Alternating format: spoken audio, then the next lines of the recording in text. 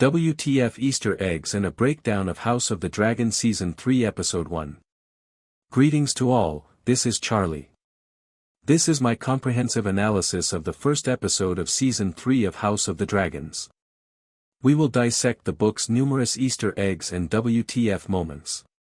Grab your Valyrian swords, everyone. As you may recall, Game of Thrones released their iconic Tyrion in Tywin episode on Father's Day. It will be extremely difficult to top that kind of celebration. Similar to earlier House of the Dragon seasons, I will be creating weekly videos for every episode. Night of the Seven Kingdoms and the original Game of Thrones series, so if you're new to the channel, be sure to subscribe to get them all. The episode's title, Salt Sea, Fire and Blood, alludes to the Battle of the Gullet, Fire and Blood, the book they adapted for this, and the Dance of the Dragons, George R.R. Martin's account of the Targaryen family's past. The most well-known characters in the series, Jace and Vermax, are the primary source of the Battle of the Gullet's notoriety, although there are other reasons as well, such as the fact that the Blacks are involved. Additionally, it is the bloodiest maritime battle in Westeros history. In order to honor baby Jace, press F. Only baby Joffrey and her two children with Daemon remain after another powerful lad and his dragon perished. We don't give a damn about the many other random persons who also lost their lives in that war. It is primarily about Vermax and Jace. You most likely noticed that there was a brand new intro tune at the start of the episode. Ramin Djawadi re-recorded a distinct version of the Game of Thrones theme for both the first and second seasons. He used the same theme from the first and second seasons of the original Game of Thrones series, but since the Dance of the Dragons conflict has officially begun, he has slightly altered it to sound more like a march tune. For example, the entire reason this era was chosen for the program is because it is now set in the actual Dance of the Dragons. We've finally accomplished what they've been promised to do since the first season. All of the major conflicts and, eventually, other dragon-on-dragon conflicts. During the Battle of the Gullet, we had a small amount of that. However, Sheepstealer made it somewhat of a friendly fire. In theory, tame dragons and wild dragons are not amicable. They simply handle them like any other danger. It's similar to observing what happens when a group of tamed cats are mixed with a wild cat. It really gets quite furious very quickly. The tapestry introduction has also been altered, as you can see. It was altered from Season 1 to Season 2. Although it has altered significantly from season to season, the overall plot is still the same as it was in Season 2. However, because there are so many dragons and people dying at this time, the threads begin to look as though blood is streaming over the page. In Season 2, the tapestry will shift with each new episode, expanding to include scenes from the most current occurrences. In the first episode of Season 3, all of the dragons are shown in greater detail. They film it in a somewhat different manner, for example. It's the same basic tapestry that we saw at the end of Season 2, but they tune it somewhat differently.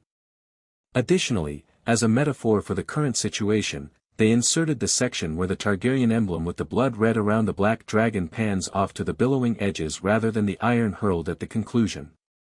There are a few small, not particularly significant, modifications to the introduction, but they will most likely keep altering it in the same manner that they did from episode to episode in Season 2 with Season 3 episodes.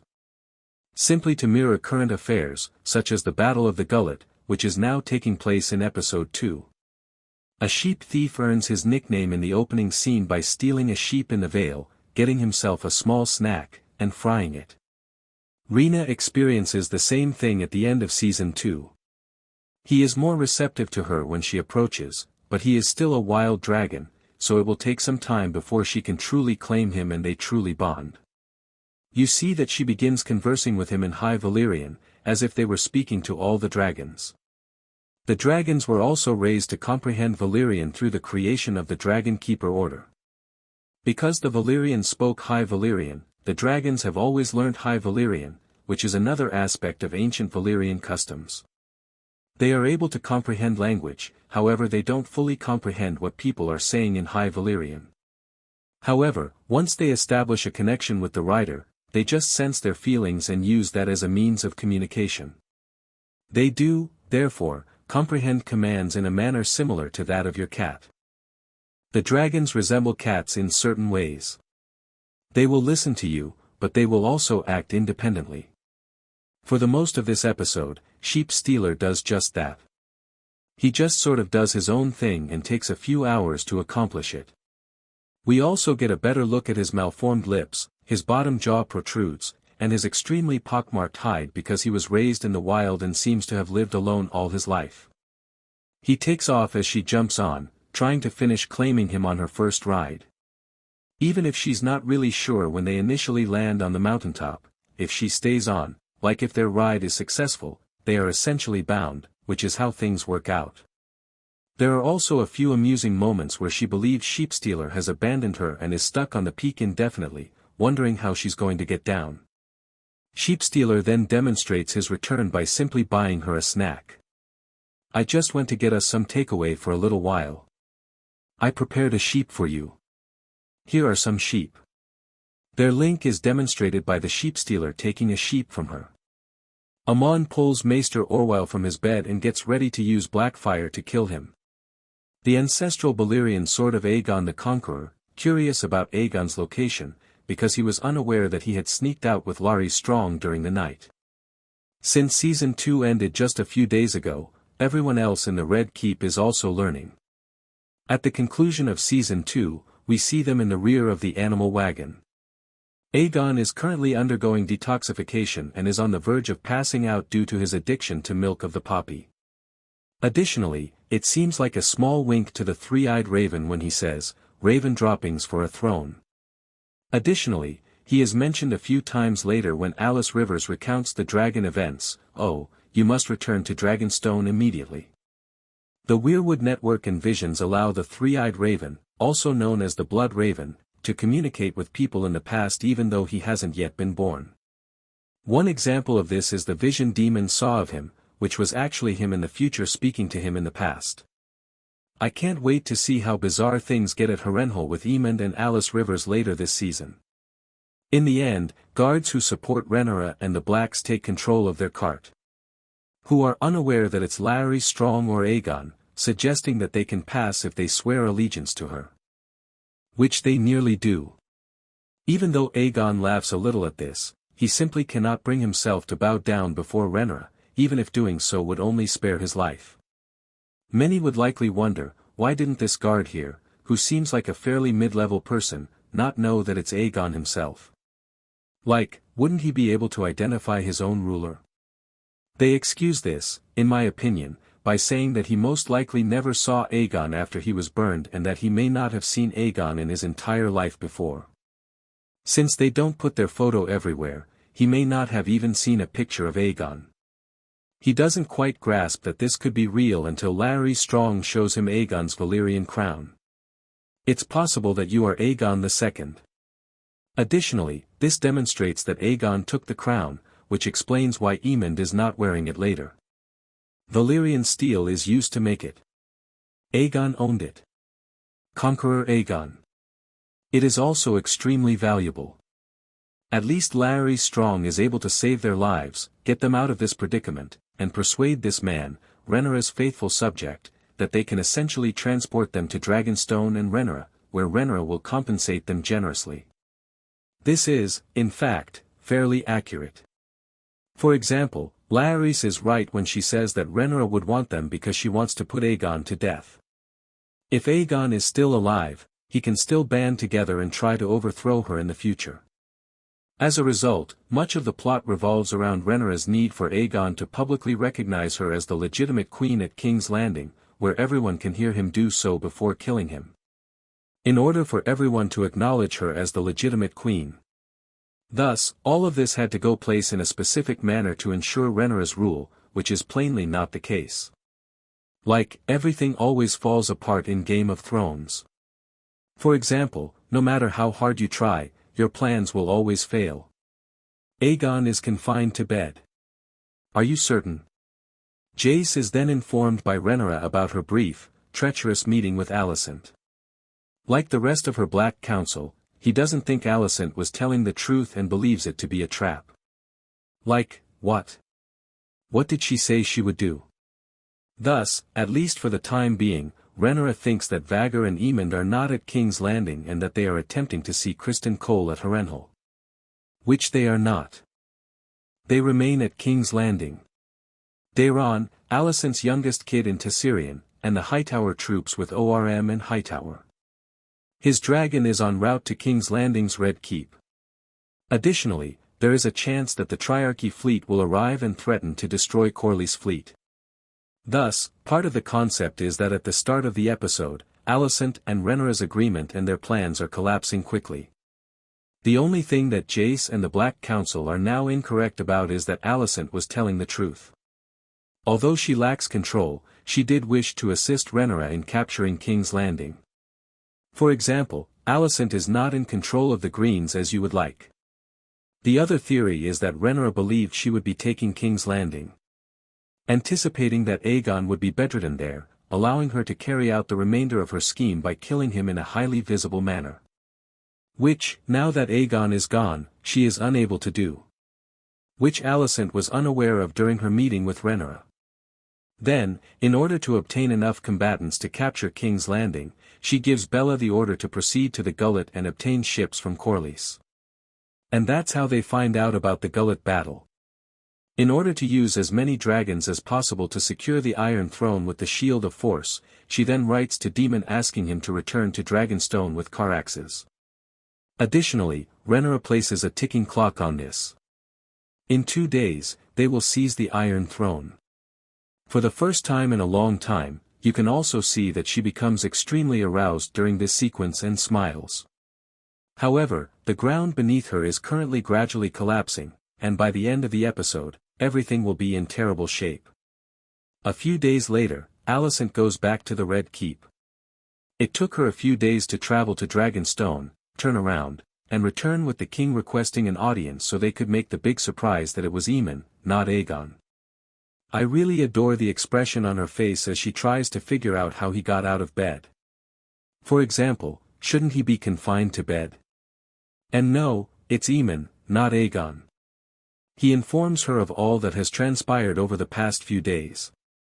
Aegon has run away, they have no idea where he is, and her agreement with Rhaenyra is the only reason she wants him located. In return for letting Helaena survive, Rhaenyra planned to murder Aegon. Alicent is therefore unsure of Rhaenyra's reaction in the absence of Aegon. In King's Landing, she could catch them. When Aemond is seated on the throne, you also observe an enormous chess piece the size of a dragon. She claims to have been in the Kingswood, which is the location she visited during Seymour, which explains why she was absent for a few days. We visited that location in both Season 1 and Season 2. That's where she strangely disappeared, drifting on that lake. She keeps attempting to remind him that he is meant to meet Criston Cole's forces with Vhagar in Harrenhal. We'll talk about this later in the episode. She also tries to take advantage of his worries by discovering some of his weaknesses from Helaena, who unintentionally tells her because Helaena is all-knowing and sees everything through her visions. He is aware that he will perish if he must confront the nameless dragons. Additionally, he informs her that Ormond Hightower and 15,000 of their Old Town men will be arriving with Daeron, Alicent's youngest kid, who has been mentioned in the show since Season 1 and who we will finally meet this season, as well as Tabit, Aemon's younger brother, and his dragon, Tessirian. When he mentions Corlys in the Battle of the Gullet, we go to Corlys in the Gullet and see Highteed Castle. This is his ship. It was formerly known as the Sea Snake, which is his nickname. It is now known as the Queen who never was in honor of Rhaenys, who went by that nickname, and that is her bust on the battle of the ship in her armor. Nearer to Harrenhal, we leap to the combat at Lakeshore, where we witness the Rivermen decimating the Lannister army. Since the lion cage is unlocked and has escaped, it has most likely already been murdered. Alongside them, Daemon and Caraxes are having a great time shattering heads and slicing everyone with his dark sister Valyrian blade. This season, a lot of people will be brandishing Valyrian swords. He proposes to Oscar Tully that Caraxes start burning and eating the victims, and on cue, even though he's not in earshot, Caraxes starts burning and eating some of the bodies. This is a bit of dark comedy, kind of a WTF funny moment. For example, he only senses that Demon is approving of him having a snack. To Demon's dismay, Oscar Tully confronts him, something he had begun to do in Season 2. He says, "No, we need to wait and bury all the Rivermen per our customs because some of the Lannisters have escaped to the God's Eye, which is like another battle called the Battle at Red Fork. I'm not sure how much of these two distinct battles we'll witness, but they kind of skipped over the battle at Lakeshore, so I believe they're mixing and speeding up both of these events." Additionally, because of what transpires immediately following this, Demon witnesses the Stark army, led by Roderick Dustin, also known as Roddy the Ruin, emerge from the trees.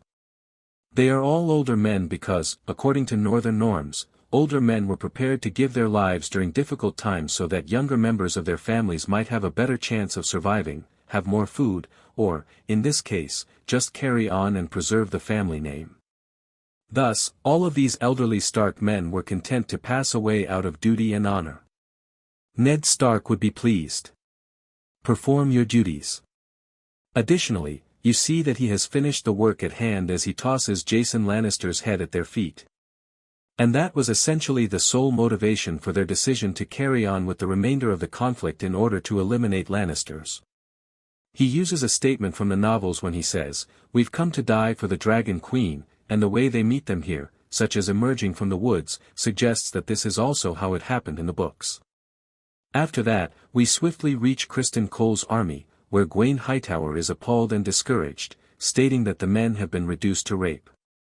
Reaving their way across the countryside, engaging in the most heinous and despicable acts imaginable, and they genuinely want you to start supporting Criston Cole even more if you haven't already. He used to be a horrible person, but it looks like he's getting worse now.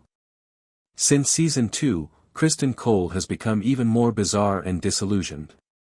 He acts as though he has become a nihilist and refuses to chastise his elderly men. He is no longer concerned about anything. This man is ready to die, so put him out to pasture. Just line him up, please. The Dragon Seeds, Ulf White with Silverwing, Adam of Hole with Sea Smoke, and Hugh Hammer with Vermithor, are also seen hanging out close to the God's Eye in Harrenhal. They are waiting to ambush Aemond, who they anticipate arriving on Vagor, believing that the three of them and their dragons will be sufficient to conquer Vagor. I believe they would have been sufficient given the way they're playing it. From all of their chats, we also learn a little bit more lore. Ulf White then discusses his mother. His mom was a modest person. They suggest that his father he believes, was Balon the Brave, the father of Viserys and Demon. He is angry at how awful his life has been. He sold his body to a red priest and led him to mistreat him. The priest informed him that he was a dragon seed since he possessed king's blood. He refers to him as a priest of R'hllor, the red deity, when he names him Red. Then he asks Hugh Hammer who his parents were from Targaryen. During Season 2, it was hinted that Jaehaerys disinherited Sarah Targaryen, one of his younger daughters, because to her excessive lust for main and frequent extramarital affairs. Where did you obtain the blood of your dragon? Another amusing and somewhat foreboding incident occurs between them. This is where they begin to expose some of Ulf White's flaws. For example, when he believes he will inherit a castle since Rhaenyra promised to knight them, he begins to reveal his true nature. They all laugh and exclaim, "No, no, no, dude. Being a knight does not grant you a castle. To obtain a castle, you must be a lord." This suggests that his price will be that. Call me a lord, and perhaps he will comply with your wishes. It might be extremely detrimental to Rhaenyra. Additionally, he gives off the impression that he is quite entitled and believes he is owed a lot because he now owns a dragon.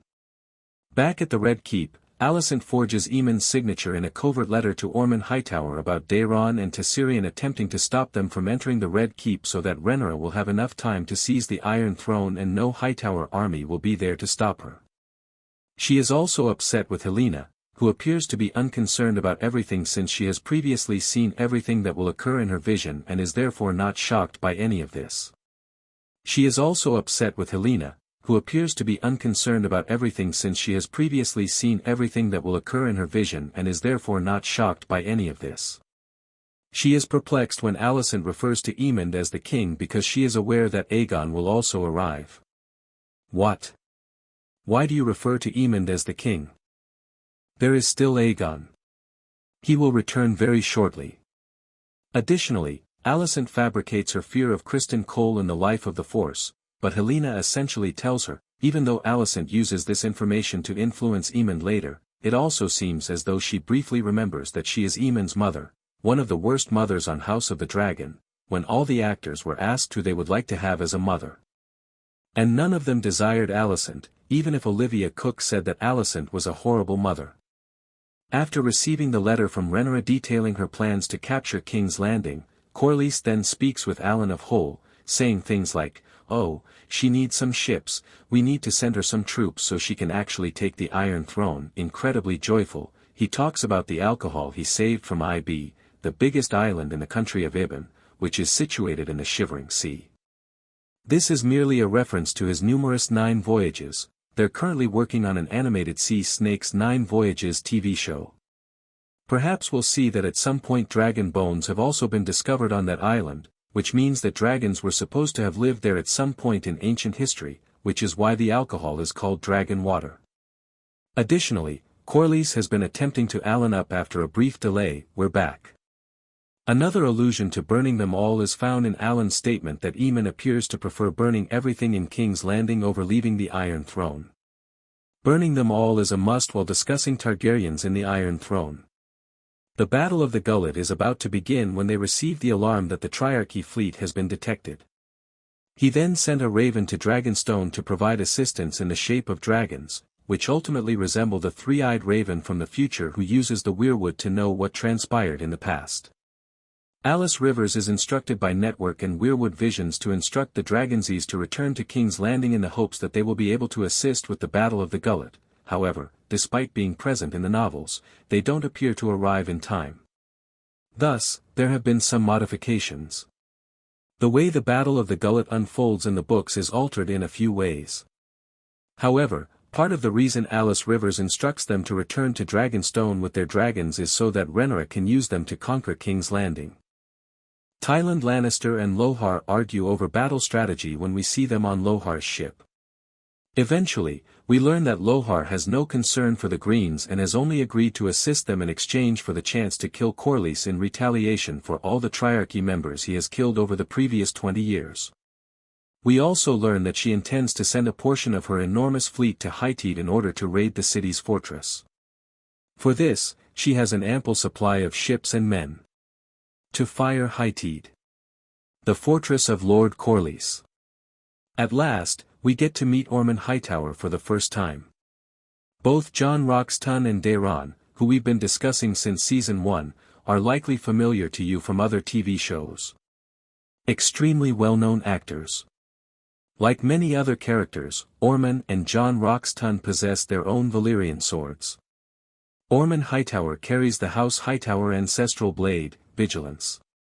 An orphan maker is used by John Roxton. This season, he's going to blow it. Here, Ormond also begins to give you strange vibes. This season, he will be a destructive force. The reason he's using smelling salts could be that he's getting a little high or that the person who sent him the message smelt foul. What will he do as a result of this later in the season? For example, would his strange side issues that we're only now witnessing cause him to spiral out later this season, in order to give Rhaenyra time to capture King's Landing? We also learn that Alicent has essentially forged Aemon's signature and deceived him into keeping the Hightower army occupied for 3 days. It's also likely that Alicent wants to keep Daeron as far away from the conflict as she can. However, it appears that her strategy was successful. Ormond is either very skilled at forging people's signatures or he simply doesn't know what Aemon's handwriting looks like, even if she is unable to identify her own handwriting. However, he is Alicent's cousin. Therefore, I wouldn't be shocked if he simply recognized her handwriting and thought, you know what, whatever, who cares? Furthermore, it appears that he doesn't give a damn about the monarch. As if he is indifferent to the possibility that Aegon is dead. You know, who cares that Aemon is suddenly king? Next, Alicent attempts to gaslight Aemon is utilizing all of her motherly energy, such as her mommy feelings. to persuade him to depart for Harrenhal. Revealing a portion of the truth, but not all of it. She makes an effort to express regret for what she has done. You ought to have been king all along. My favorite little boy is you. I've never had a better boy than you. You ought to have been born first. You ought to have been king all along. In an attempt to encourage Aemon to depart as soon as possible, she says all the really deceptive things she believes he wants to hear. However, since Rhaenyra will gather everyone and all of their dragons to the Red Keep and the Dragon Seas are returning to Dragonstone, she is not entirely incorrect. In other words, even if Aemon had been alive, they could still have killed him. Thus, despite the fact that she is playing on his worries, Aemon is afraid of dying. She does wish for him to survive. And when she says, "You know what, I could meet you at Harrenhal," she is telling the truth. She is most likely discussing meeting him with Helaena in Jaehaera with the expectation that her transaction with Rhaenyra would truly go smoothly. She most likely initially intended to simply spend the remainder of her life in Jaehaera in Harrenhal with Helaena. Imagine her spending time with Alys Rivers and the activities they might engage in. Then, because he's so shattered as a person, we have that really strange WTF moment when Aemon kisses her. Many people are asking, what's going on here? Are we acting like the twin sisters of Targaryen? Since they like to keep it within the family. However, Alicent has always detested that aspect of the Targaryens. According to the actor who portrays Aemon, this kiss occurred because Aemon doesn't understand what love is like. He has never experienced love in his life.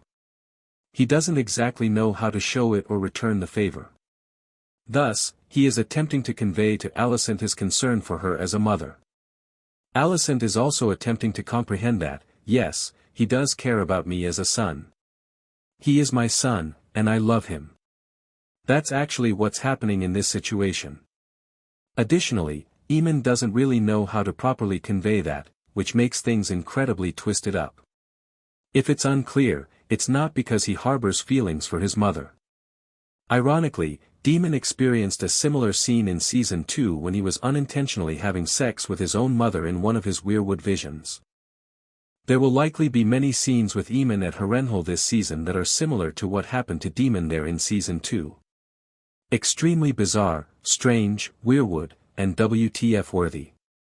All of the Dragon Seas become agitated because, as I mentioned, they are close to Harrenhal and the God's Eye. Because they are close to the God's Eye, Ulf White is terrified of a green man who appears out of nowhere. In Season 2, we saw a green figure, but this time it happens closer to daylight. They are a covert order whose mission is to preserve the God's Eye's weirwoods. The majority of those that approach the God's Eye that they do not want there will be killed by this extremely sacred order. Because there are so many dragons in Dragon Seas, I believe that's why the green man seems so close here. Additionally, due of Alys Rivers' current situation. Additionally, they are most likely merely carrying out the Three-Eyed Raven's orders. Alys Rivers instructs them to return to Dragonstone because they are about to sack King's Landing, as I already mentioned. And this is comparable to a Three-Eyed Raven's will. However, I can't help but wonder whether she's also arranging things for Aemon at Harrenhal. The Three-Eyed Raven is attempting to finger-puppet future events as part of a larger scheme. Pulling everyone's strings from the far future via the Weirwood network. After then, Baela comes back to Dragonstone to update them on the Ghoul-lit battle.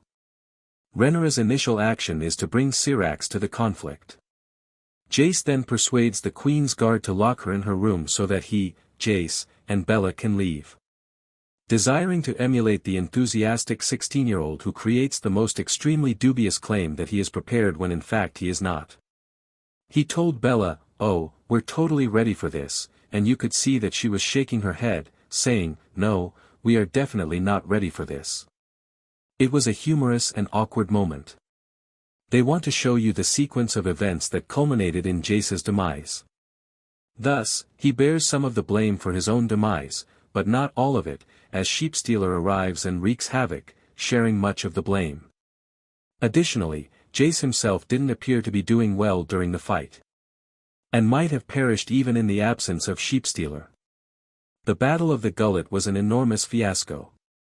Thus, a number of people are making a number of dubious decisions, and everything is going completely crazy.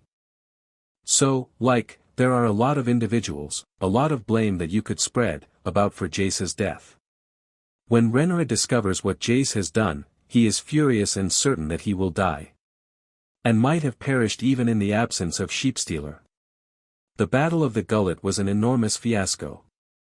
Thus, a number of people are making a number of dubious decisions, and everything is going completely crazy. There are many persons who could be held accountable for Jace's demise. When Rhaenyra discovers what Jace has done, he is furious and certain that he will die. How dare he? When she learns what has happened to him in episode 2 and receives word, she will therefore spiral out once more. Another of her beloved newborn boys has passed away. But don't worry, Joffrey is still with us. We also have her 2 kids with Daemon, but he isn't really a baby anymore. As a result, she currently has 3 living children. After a brief time jump, we find ourselves in the midst of the Battle of the Gullet. It's complete mayhem. There are burning ships everywhere.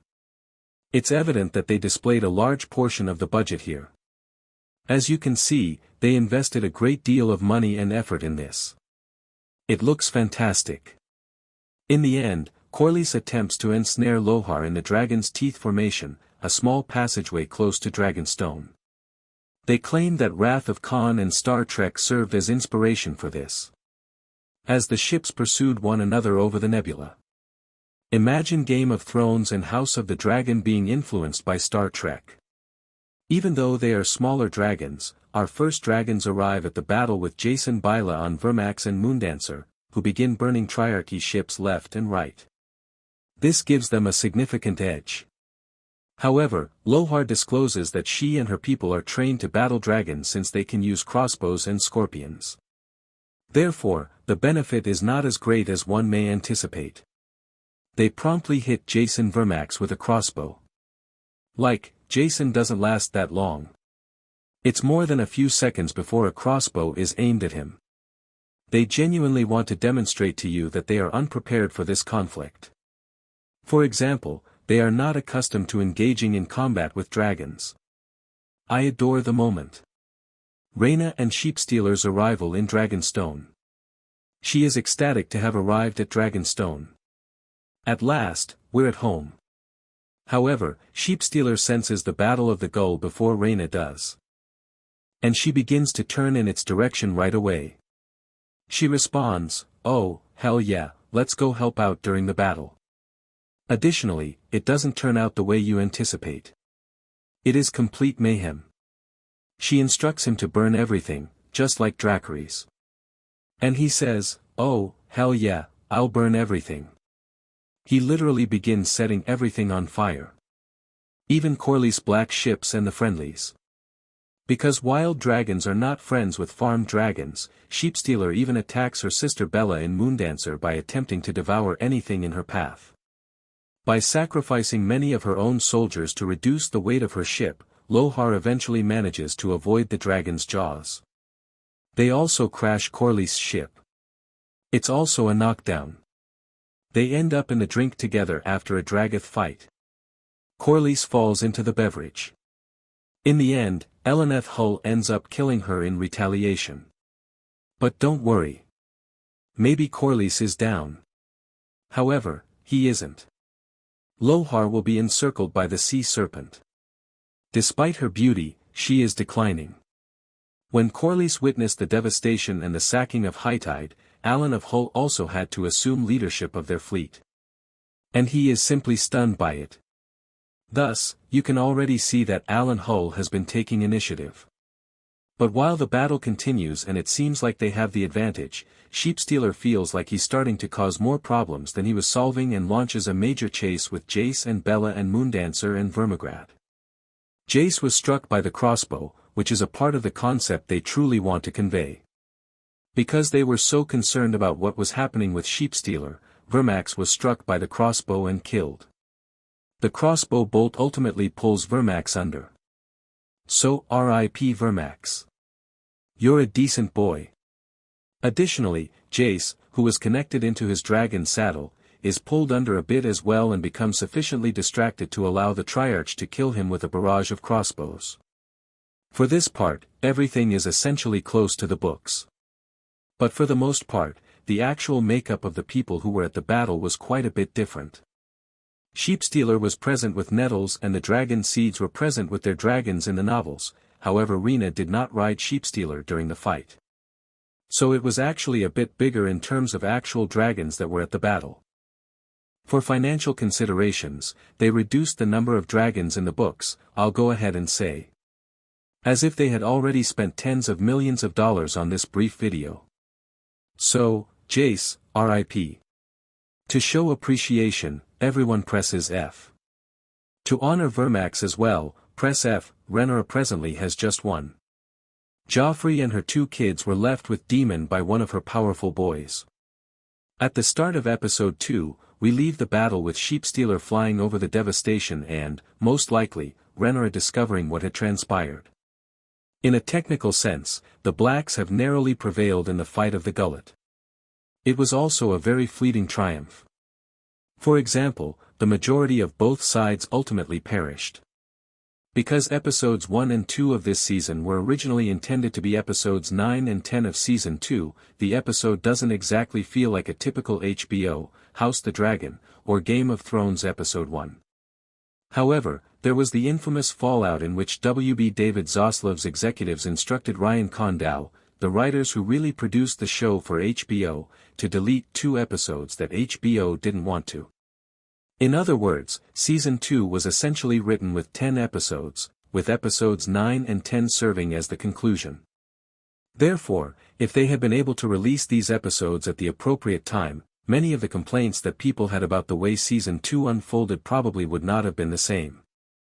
The ironic thing is that, because it was written with the Season 3 episodes in mind, Season 3 Episode 3 will likely seem more like an Episode 1 for Season 3.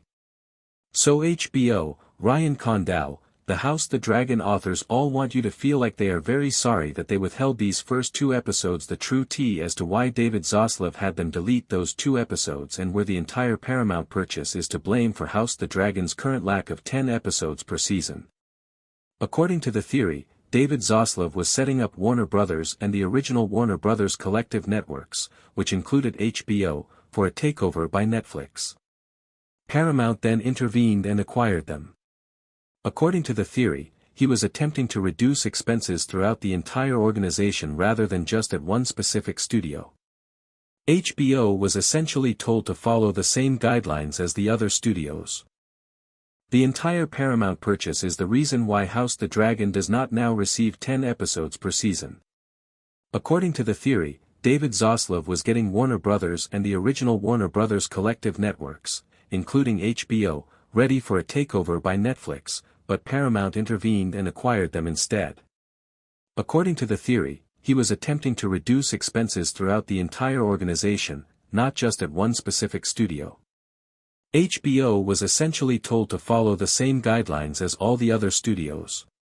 Please share your thoughts in the comments section below. If you believe you saw any Easter eggs or references in the episode that I didn't cover in the video, please let me know.